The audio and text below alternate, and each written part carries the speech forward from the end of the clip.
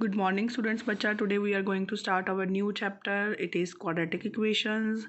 So firstly we will do our introduction. Yes, in chapter 2 you have studied different types of polynomials. One type was the quadratic polynomial of the form. बच्चा I already told you कि quadratic polynomial क्या होती है, जिसमें जो variable है उसकी maximum power कितनी हो 2. सो इसी फॉर्म में हमने पढ़ी थी. दिस इज़ पॉलिनोमियल और मैंने तभी आपको इक्वेशन और पॉलिनोमियल में डिफरेंस एक्सप्लेन भी किया था. Again I am explaining it कि कब ये इक्वेशन बनेगी, when we equate this polynomial to zero. Means जब इसके इक्वल टू में ज़ीरो आ जाएगा तो ये हमारी जो क्वाड्रेटिक पॉलिनोमियल है वो क्या बन जाएगी, equation. We get a quadratic equation. So quadratic equations comes when we deal with many real life situation. For instance, suppose a charity trust decided to build a prayer hall having a carpet area of 300 square meters with its length 1 meter more than twice its breadth. क्या बोला है, जो length है metre its length 1 metre more than twice its breadth. जो इसकी length होगी वो twice का मतलब 2 टाइम्स प्लस 1 मीटर मोर. तो अगर ब्रेड्थ x है तो लेंथ अपने आप 2x प्लस 1 हो जाएगी. Then what should be the length and breadth of the hall. Suppose the breadth of the hall is x metres. तो उसने हमें खुद बोला था सिचुएशन क्रिएट करने के लिए दैट द लेंथ इज, उसने क्या बोला था, ट्वाइस इट्स ब्रेड्थ 1 मोर. तो 2x plus 1. We can depict this information in pictorial. Here यहाँ पे उन्होंने एक्सप्लेन कर रखा है. तो ये हमारा 300 मीटर स्क्वायर का एरिया है, ये हमारी लेंथ है, ये हमारी ब्रेड्थ है. तो एरिया ऑफ हॉल क्या हो गया, लेंथ इनटू ब्रेड्थ. उसने हमें क्या दे दिया, उसने हमें सीधा ही उसने एरिया दे रखा था, तो हमें लेंथ और ब्रेड्थ फाइंड करनी थी. हमने ऐसे इक्वेशन बना ली. बच्चा आगे इसको सॉल्व करने के लिए डिफरेंट मेथड्स है, we will do that now. See this. So the breadth of the hall should satisfy the equation this. जो भी एक्स की वैल्यू इनको सेटिस्फाई करेगी वो हमारा वहाँ से हमारी एक एक्स की वैल्यू ब्रेड्थ आ जाएगी. ब्रेड्थ आ गई तो उसको 2 से मल्टीप्लाई करके प्लस 1 कर देंगे तो वो हमारी क्या आ जाएगी, length. Now many people believe that Babylonians were the first to solve quadratic equations. For instance they knew that how to find two positive numbers with a given positive sum and a given positive product, and this problem is equivalent to solving a quadratic equation of the form this. Greek mathematician कौन सी quadratic equation उन्होंने solve की थी, x square minus P x plus Q. Greek mathematicians Euclid develops a geometrical approach for finding out lengths which in our present day terminology and are solutions of quadratic equations. Solving of quadratic equation in general form is often credited to the ancient Indian mathematician. In fact, Brahmagupta CE given an explicit formula to solve a quadratic equation of the form ax square plus bx plus c. Later,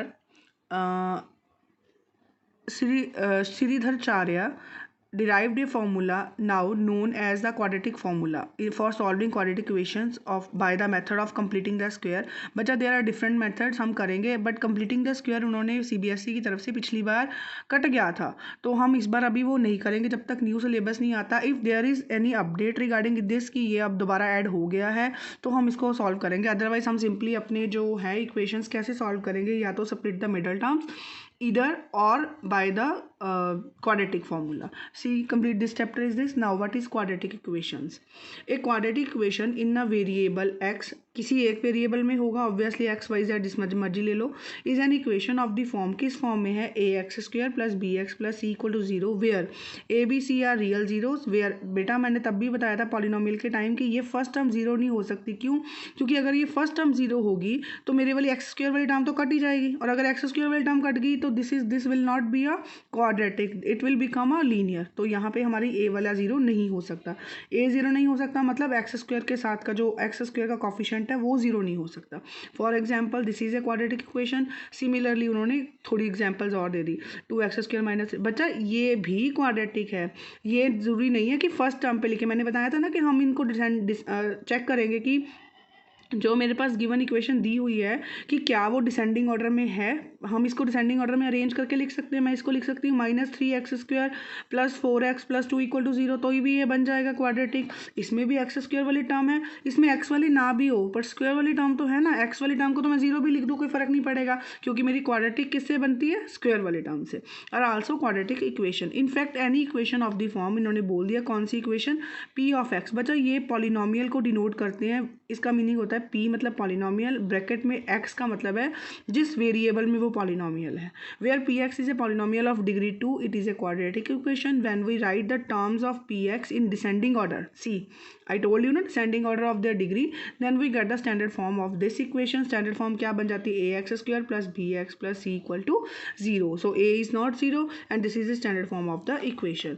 बच्चा आगे representation है, representation हमने कैसे करनी है, देखो ये क्या बोला है, ये हमने सिंपल, ये शायद हमने जब हमने 8th क्लास में लीनियर इक्वेशन का चैप्टर पढ़ा था उसमें सिंगल वेरिएबल था और उसमें हमारे पास क्वाड्रेटिक नहीं बनती थी, उसमें लीनियर इक्वेशन बनती थी।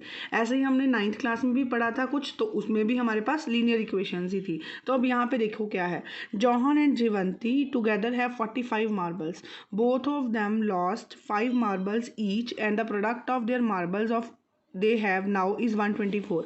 बेटा देखो दोनों के पास 45 है, अगर मैं किसी एक के x ले लूँ तो दूसरे के पास 45 - x होंगे, सिंपल। अगर आपके मैं बोलूँ हम दोनों के पास, आपके और मेरे पास 10 टॉफ़ीज़ हैं, अगर मेरे पास 2 टॉफ़ीज़ हैं तो आपके पास कितनी होगी, 8। लेकिन ये तो जब मुझे पता है तब है, अगर मुझे नहीं पता, अगर मैं बोलूँ मेरे पास x टॉफ़ीज़ हैं तो आपके पास कितनी होगी, जितनी 10 - x, क्योंकि टोटल कितनी है 10। तो अगर एक के पास x है दूसरे के पास 45 - x, उसके बाद क्या बोला है, both of them lost 5 marbles, मतलब दोनों में से 5 मार्बल खो दिए।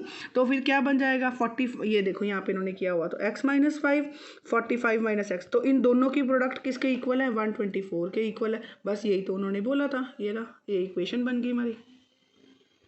क्लियर, ऐसे ही हमने सॉल्व करनी है बाकी इक्वेशंस। तो जैसे अब ये सेकंड एग्जांपल क्या है, check whether the following are quadratic equation और नॉट। हाँ जी बेटा, कैसे चेक करेंगे, a - b का होल स्क्वायर खोल देंगे यहाँ पे, उसमें से कटिंग कर देंगे। सेम यही है, ये हमारा जो फर्स्ट क्वेश्चन एक्सरसाइज का वो ऐसे ही करना है, मैं आपको जब सॉल्व करते हैं हम लोग देन आई विल एक्सप्लेन।